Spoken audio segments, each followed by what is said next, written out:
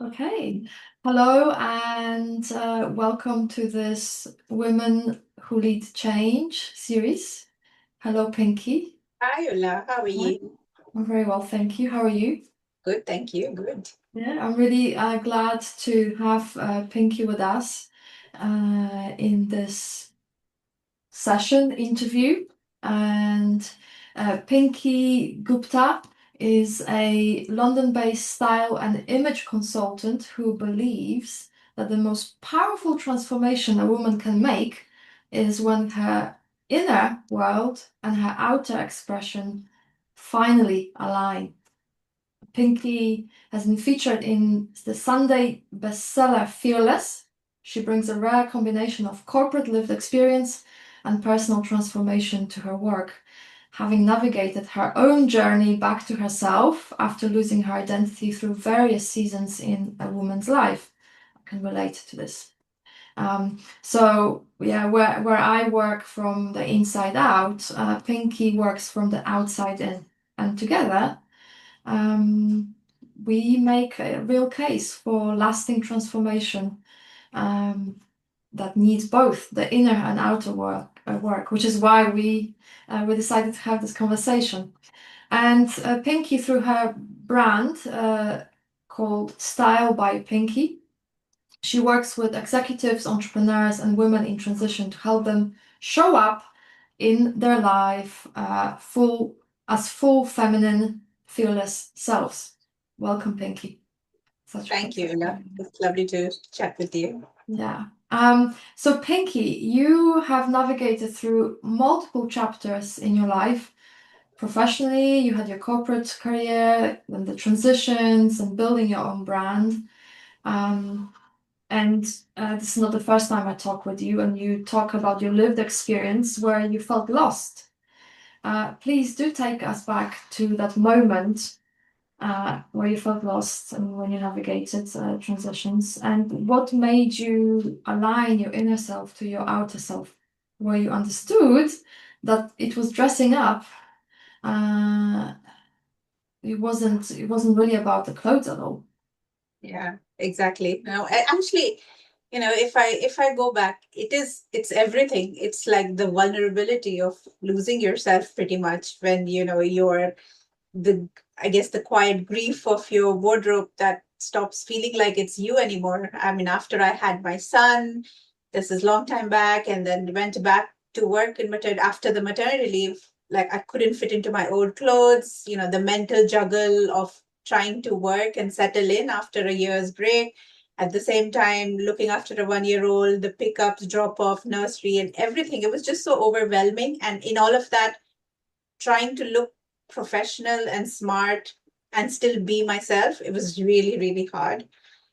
And those moments of decisions, what to wear, like, I was scrolling through old pictures and choosing to almost want to go back to that, but that that's not an option, right? Like, so before I knew it, like, women's bodies keep changing. Now yet another season is hit, perimenopause, another challenge. Everybody's body is different. I'm going through different things, I'm navigating. So what I had to really build was first my inner confidence to say, okay, this is, I need to make that change, the acknowledgement that I need to make that change. And then really rebuild my wardrobe, pretty much sizes that fit, the colors that lifted me or made me feel good about myself, Mm. those things that made me feel visible. It's every woman's story, I think, in many ways.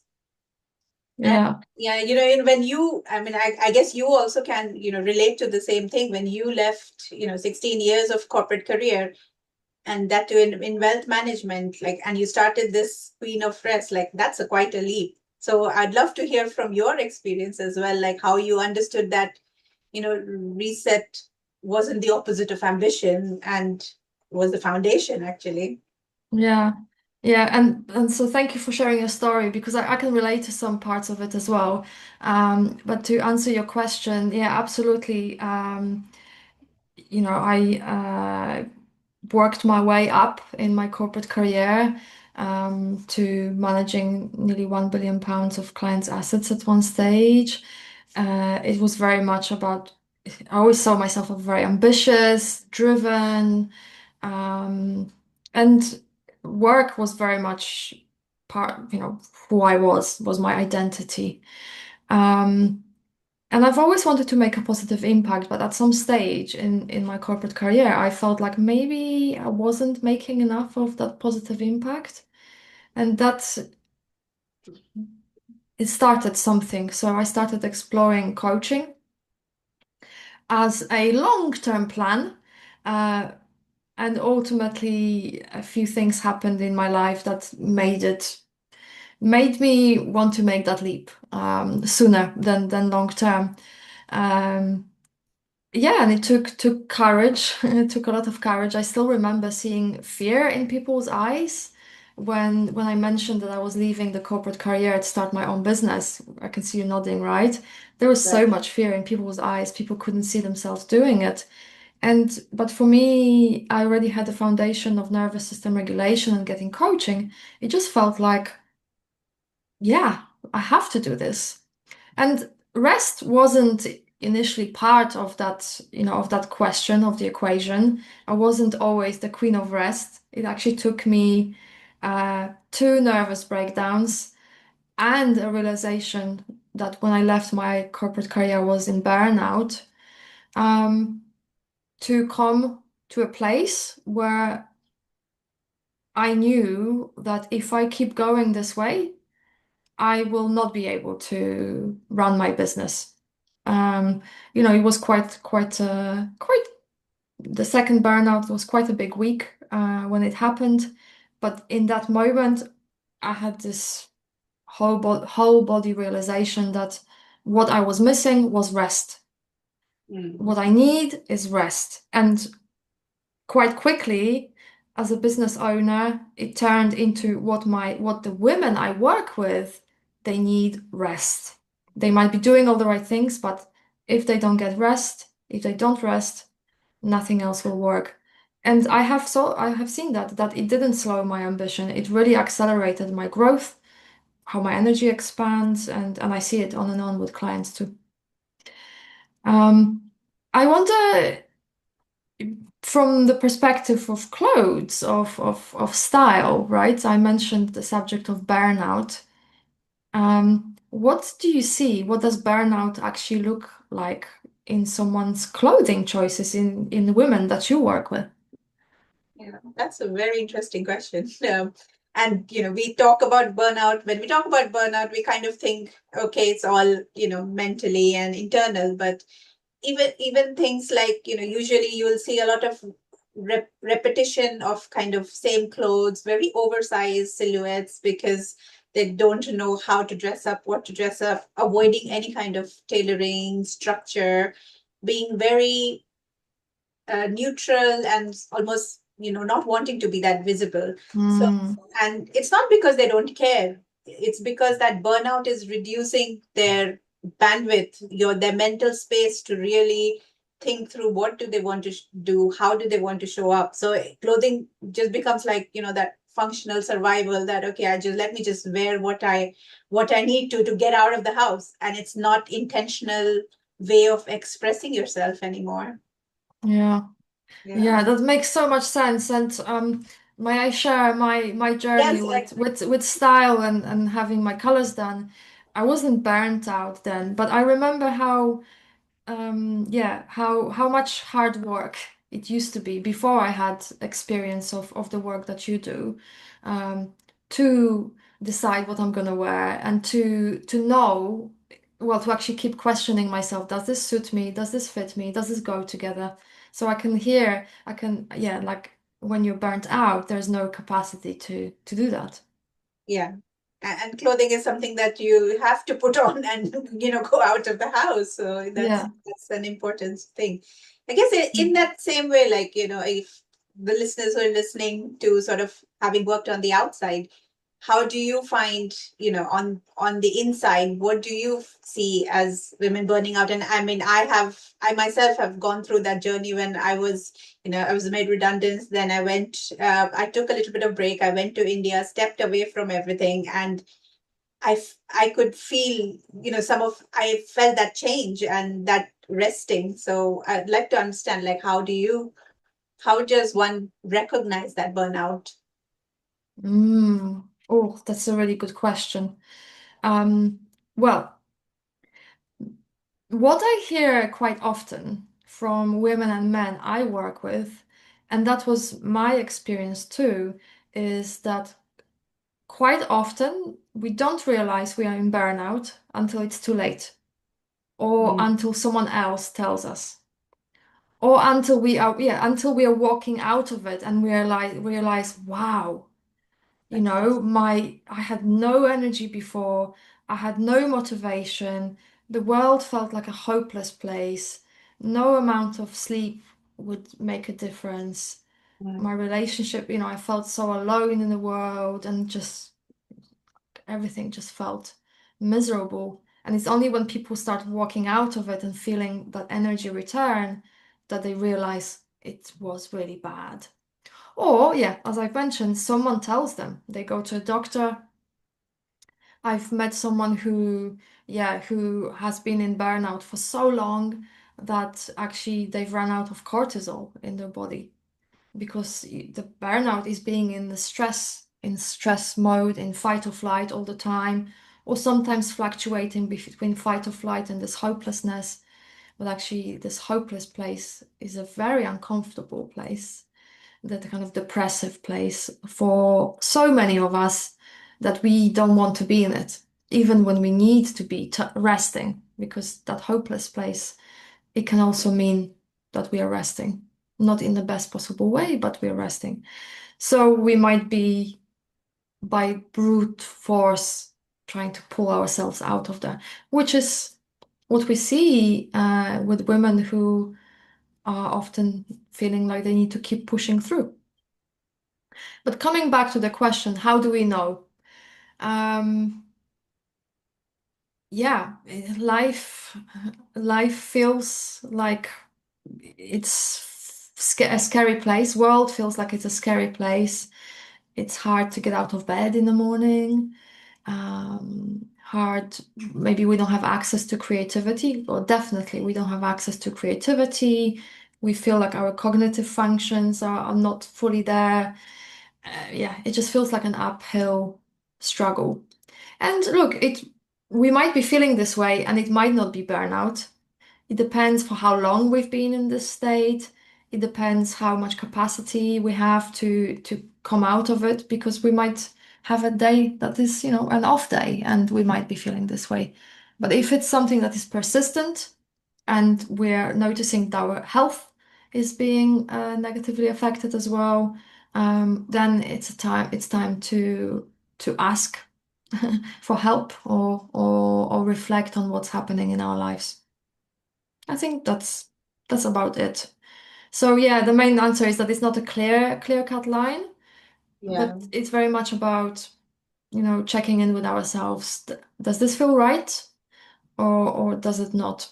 And I keep going, but I often hear people as well who feel the message they say, they feel like, okay, is this my life now?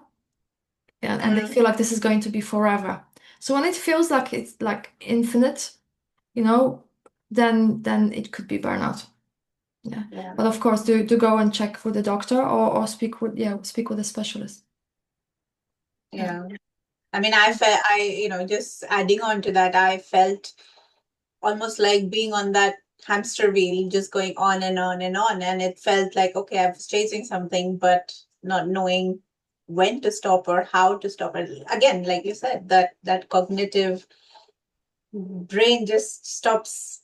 It's almost in the go-go mode.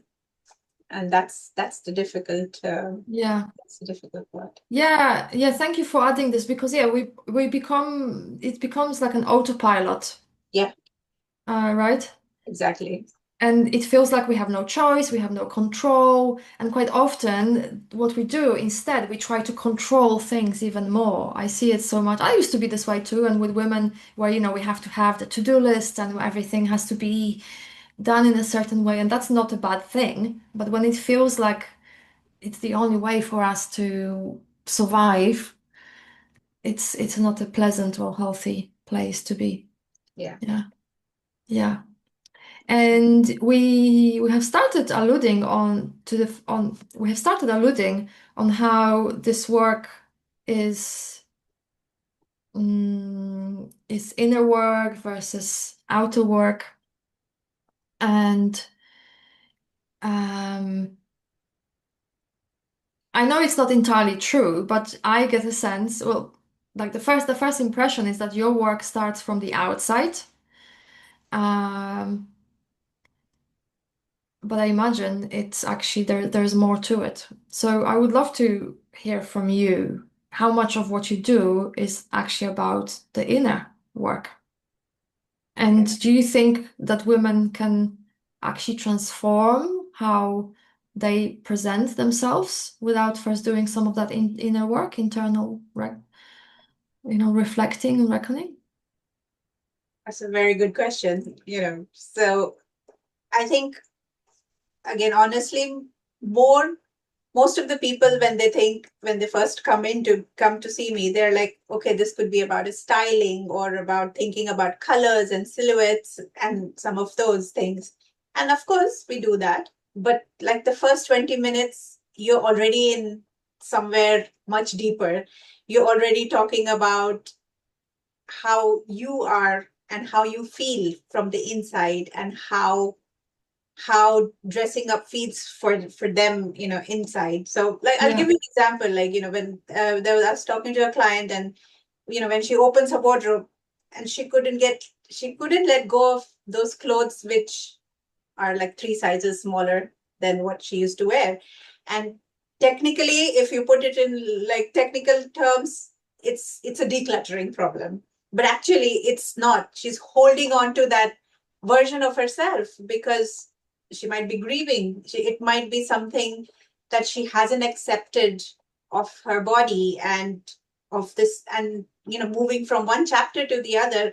Women's bodies are so fragile, so fluid. They are always changing.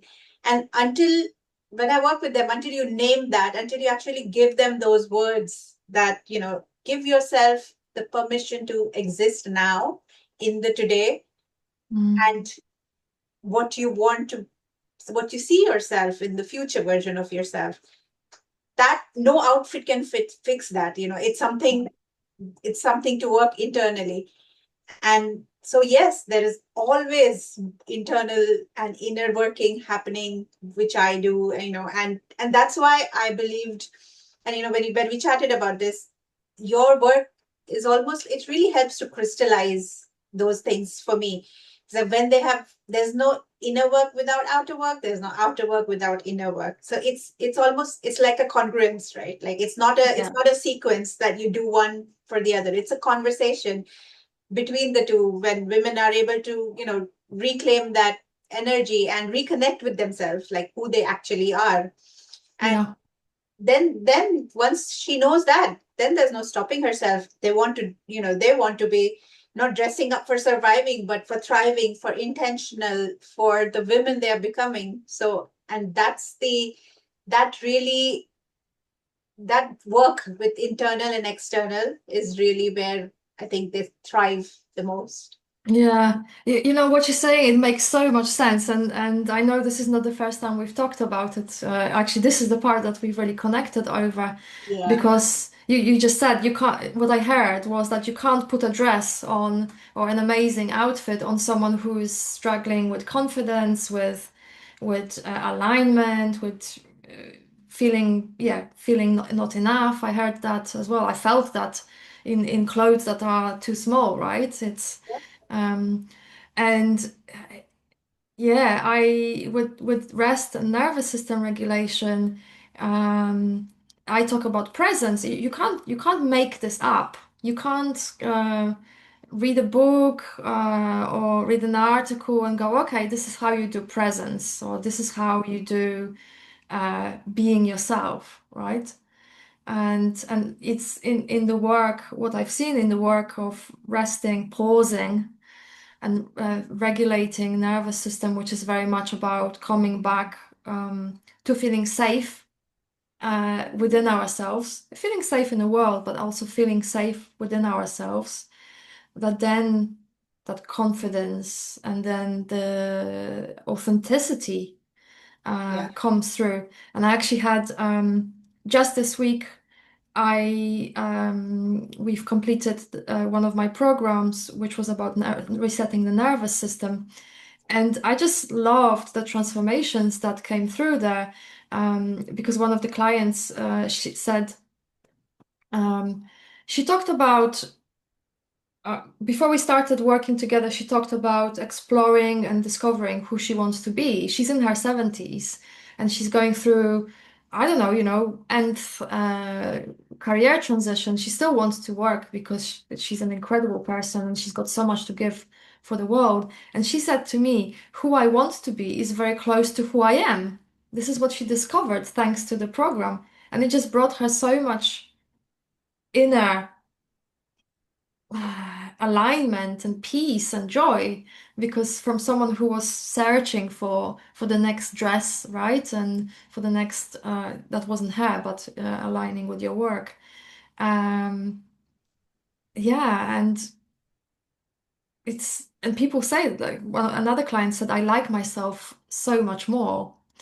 And it comes from that, and then we have space to bring out those outfits. So I just love, yeah, I love your work. I love how it aligns with my work, and of course I love my work too, in terms of how it helps people bring this alignment, also presence. Because again, another client, she said she hates networking events, yet she went to a networking event the other week, having completed my program, and she said, I was just a different person there. I wasn't hiding in a corner anymore. I was out there. I was sharing confidently about the work that we do, in the way that we support our organization, other organizations. And also, she said that she left the networking event feeling energized rather than depleted. So, from something that used to be such a chore, it just becomes pleasure. So, yeah, and then being And dressed actually, well. Yeah. yeah, and actually to add to networking, that's how I myself personally went through that journey. Well, I was not somebody who would just talk to anybody and everybody, and I would be like, okay, what if, kind of not knowing, but I almost use my clothes and my accessories as an armor, and which kind of gave me that confidence to enter a room full of 100 women, to 100 men and women, and kind of be present and show up as kind of that fearless self. And then when people started talking to me, it could be anything, it could be, okay, your Mhm. glasses are looking different and whatever, but then when you connect on something, then that's a different feeling, and you don't feel scared to then talk about something else, because you have built that relation or that connection just from something that you're wearing. We Yeah. always, when we enter a room, sometimes the person with the brightest blazer, or somebody who's wearing something unique, sometimes there's a story around what we are wearing. It Yeah. could be something gifted from my mom, or it could have a heritage, from India or something like that. And all of that, that's just our way of expressing. And once we recognize that what we are wearing, how we are showing up is important, and we have aligned our inside with the outside, that something, inconvincible, like really unstoppable, happens. And that's when that is permanent and that is visible to the world. Yeah, yeah, I love this. And I really, and what came up for me as you were sharing this, because I just love your glasses today. And whenever you come to events, like you said, there is always something, a standout accessory, which not only, and importantly, it is a talking point, right? Like a reason to approach or reason to be approached. And like you said, a connection, a story, and also for you to stand out.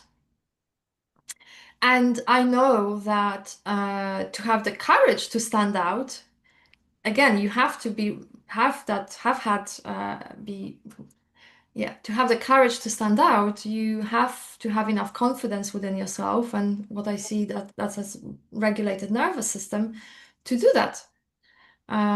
So it again shows how it's the inner and outer. Yeah, work. You just don't top it up. Yeah. exactly.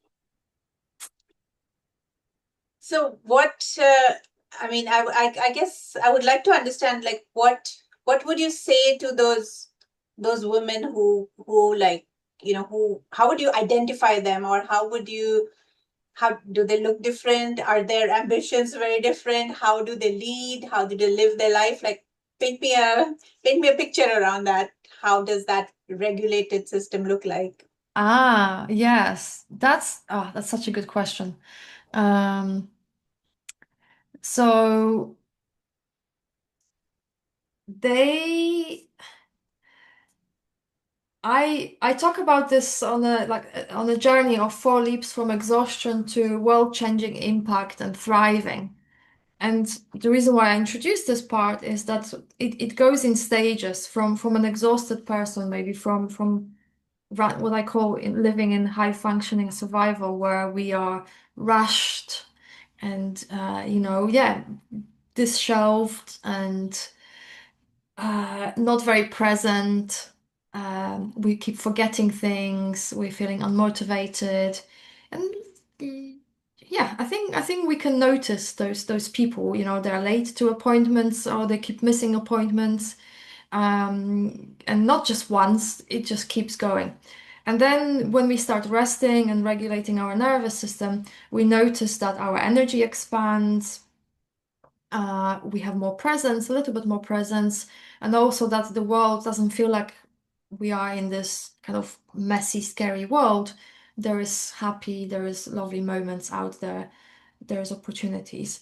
And then we might still not be very regulated, but we notice that our energy is expanding, and if we have those patterns of overachieving, we might still be going through these up and downs, crash and burn cycles.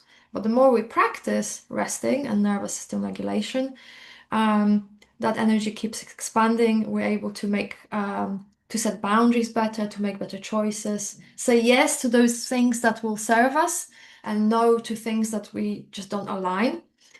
And that's where everything starts changing because from there, I wouldn't say it becomes effortless, but we no longer have to keep pushing through, forcing things.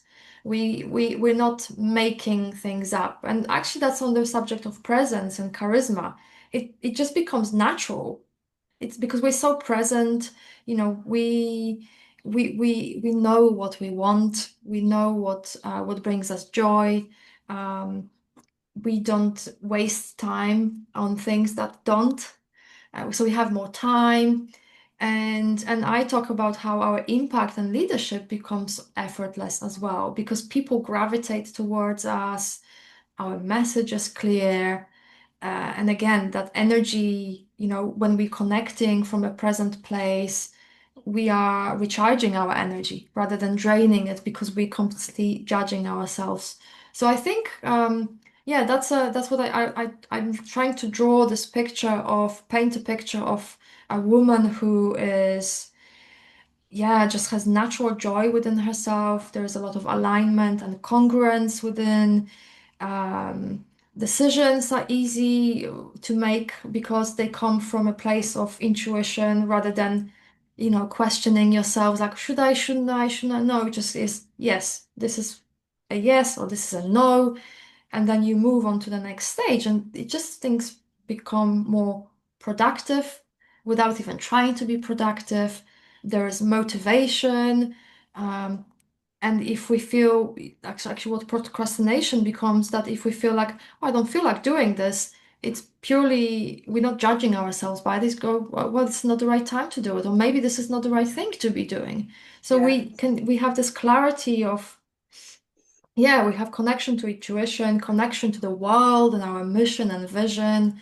And it's not an easy life. It's not like all of a sudden uh, we never drop a ball or we never feel exhausted. It just purely means that. And by the way, I have these moments where I drop the ball when I feel like I have to cancel things, but it just comes from a place of alignment, of knowing that this is for me to be able to do my most amazing work, most meaningful work, this is how I need to honor myself and my needs and my need to rest or my need to switch off. So yeah, that's me That really painting the picture in my mind at the same time. So yeah, without me going back in circles, there's just this place of empowerment, alignment, connection to intuition and to energy yeah. that goes up and down.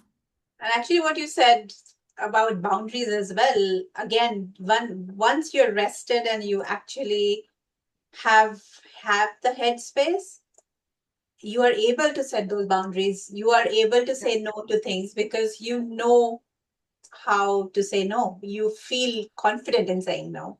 And Yeah. because also women say yes to everything, pretty much trying to, whether it's pleasing ourselves, whether it's meeting expectations, all the different roles that we have in our lives. And sometimes just constantly saying yes, yes to everything is heading to burnout. And those boundaries are so so important. And you know, when you shared about that, it just makes so much sense.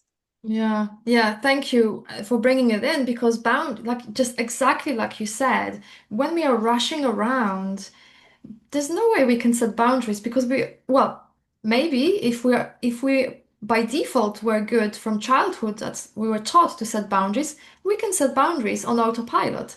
But if our autopilot is people pleasing, right? And caring for others over our own needs, then we can't set those boundaries, just like you said. So yeah, resting, taking a pause, and also feeling safe enough within ourselves, which comes from both rest and nervous system regulation, allows us to set boundaries effortlessly or without fear.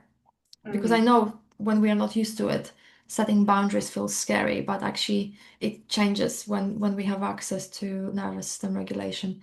And there is something else I wanted to add. You sparked that just on the back of a coaching call with one of my clients.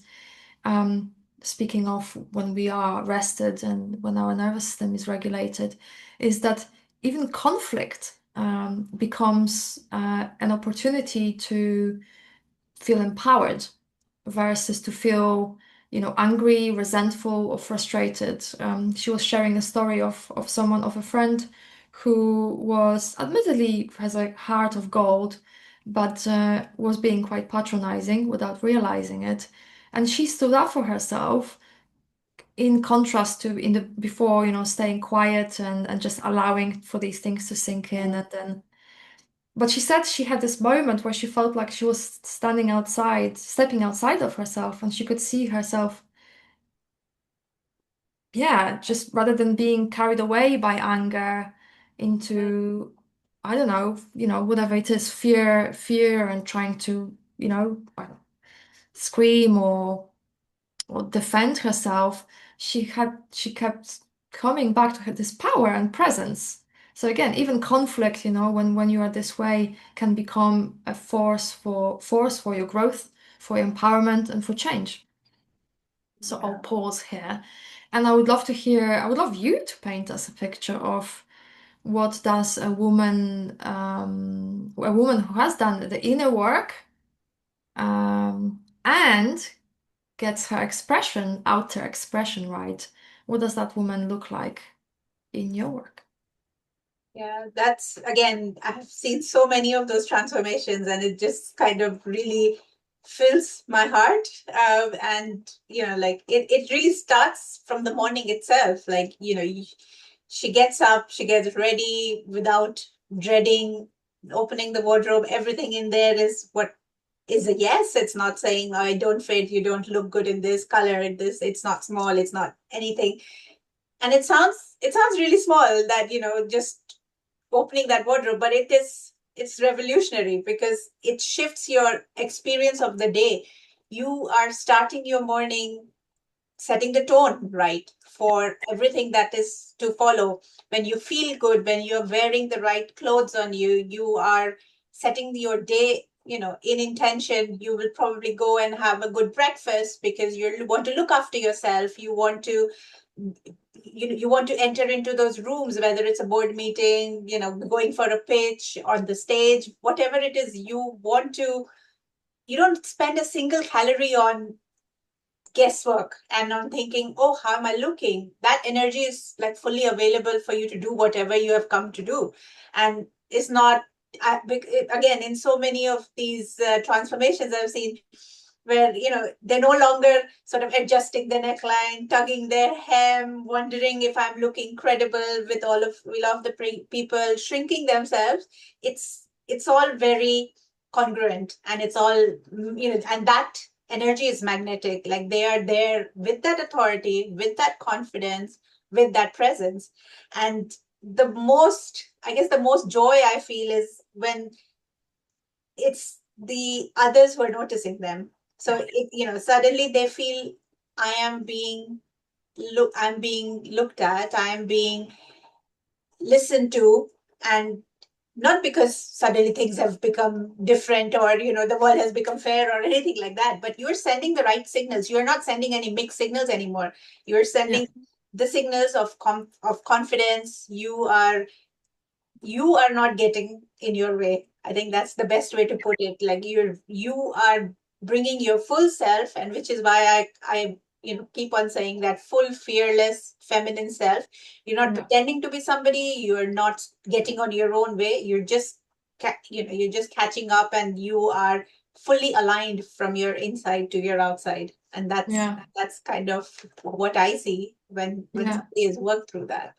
Oh yeah, I mean, because I remember my life before I had my colors done and my style done, and my life after. And what you said, I would walk into the room and I would always be questioning myself, and I would be like, oh, and feeling not good enough to be in the space, and that takes up so much of mental load and energy, and yeah, and then it takes away from that presence. And you said it, and I know it too, and many people know it.